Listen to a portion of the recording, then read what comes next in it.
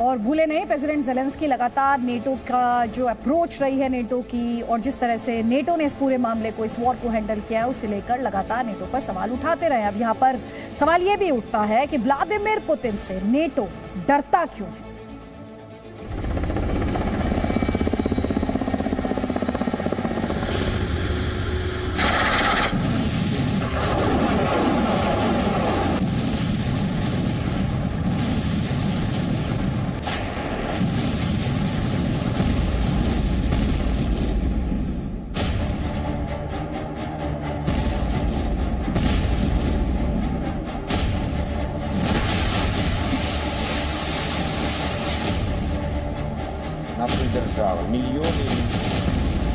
Ukraine में तबाही, जिम्मेदार कौन?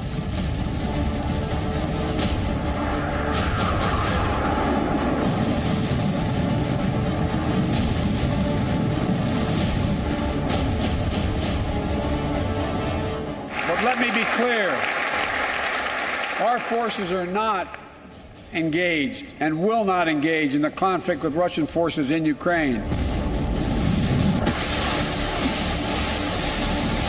नेटो बेवफा, ज़ेलेंस्की खफा।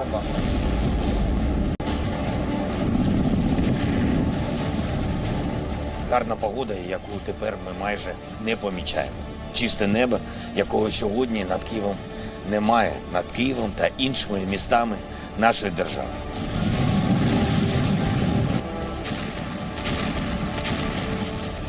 नेटो ने नकारा, पुतिन ही सहारा।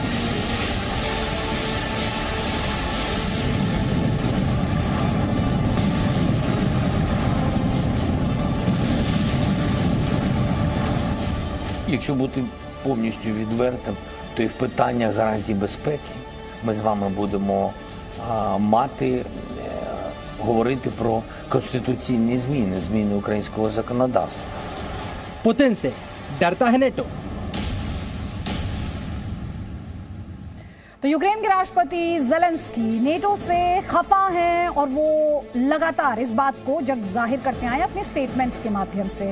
वो नेटो देशों की बखिया उधेड़ते आए हैं। अब ज़ेलेंस्की ने नेटो देशों पर पुतिन से डरने का आरोप लगाया है। प्रेसिडेंट ज़ेलेंस्की ने साफ साफ ये पूछा है कि अगर नेटो हमें यानी यूक्रेन को अपनाने को तैयार नहीं तो सीधे तौर पर, साफ तौर पर इस बात को माने। एक तरफ प्रेसिडेंट ज़ेलेंस्की नेटो से नाराज हैं, तो दूसरी तरफ उन्हें यह भी लगने लगा है कि यूक्रेन को युद्ध में सिर्फ एक ही शख्स बचा सकता है, और वो है रूस के राष्ट्रपति व्लादिमीर पुतिन।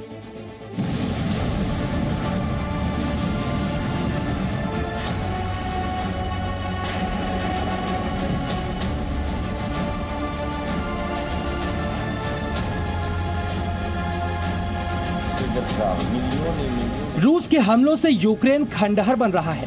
दुनिया के सबसे विनाशक हथियारों का यूक्रेन की जंग में इस्तेमाल किया जा रहा है। यूक्रेन के सैनिक, यूक्रेन के नागरिक मारे जा रहे हैं। जितने दिन युद्ध चलेगा, ये तबाही उतनी ही भयंकर होगी, क्योंकि अब पुतिन की तरफ से परमाणु हमले की आहट भी मिल रही है। पुतिन किसी दबाव के रोके नहीं रुक रहे हैं। उनके ऊपर यूक्रेन को सबक सिखाने और सत्ता परिवर्तन की धुन सवार है।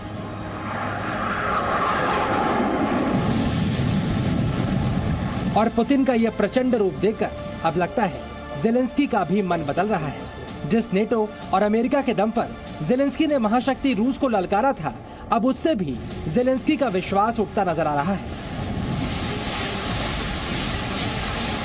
यूक्रेन के शहरों की तबाही, सैनिकों की मौत और लोगों का पलायन देखकर ज़ेलेंस्की के सब्र का बांध टूट रहा है। यही वजह है ज़ेलेंस्की के बयान नेटो को लेकर लगातार तल्ख होते जा रहे हैं। अब ज़ेलेंस्की ने नेटो से सीधे सीधे पूछ लिया है कि यूक्रेन को नेटो में शामिल करना है तो बताओ, नहीं करना है तो बताओ। एक इंटरव्यू के दौरान ज़ेलेंस्की ने साफ साफ कहा, नेटो को या तो अब कहना चाहिए कि वे हमें स्वीकार कर रहे हैं, या खुले तौर पर कहें कि वे हमें स्वीकार नहीं कर रहे हैं, क्योंकि वे रूस से डरते हैं। इससे पहले भी ज़ेलेंस्की नेटो को खरी खरी सुना चुके हैं। पुतिन से डरने की बात कहकर नेटो को उकसा भी चुके हैं, लेकिन नेटो खेमे में पसरी हुई शांति देखकर उनको भरोसा हो चुका है कि रूस से सहमा नेटो उनके देश को अपने संगठन में एंट्री नहीं देने वाला। क्योंकि ऐसा करने से नेटो देशों को बड़ी कीमत चुकानी होगी।